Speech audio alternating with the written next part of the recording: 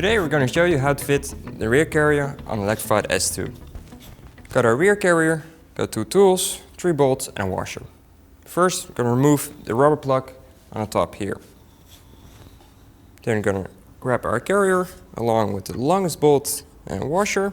First we're going to put the bolt through the hole here on the top and put the washer. Now we're going to guide the legs down and the top bit goes between the frame on the spot where we removed the rubber. Just gonna put the bolt in by hand. We don't have to tighten it yet. Like that. So now we can still move the carrier. I'm gonna push the legs forward so they will go on the inside of the frame. Like so. Gonna grab our other 2 bolts with our 4mm Allen key. Now we're going to push the bolt through the hole on the side and align it with the thread in the carrier.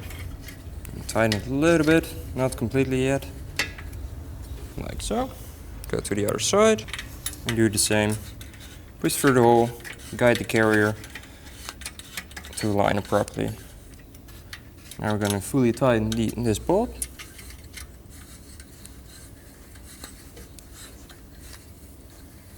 Same on the other side.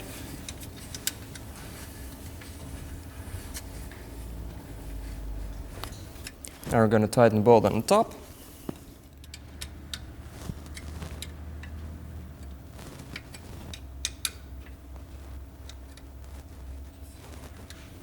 Like that.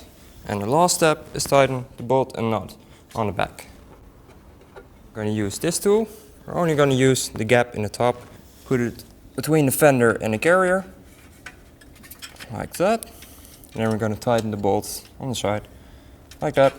And repeat it on the other side. Tool between the fender and the carrier, and tighten the bolt. And that's how we fit the rear carrier on Electrified S2.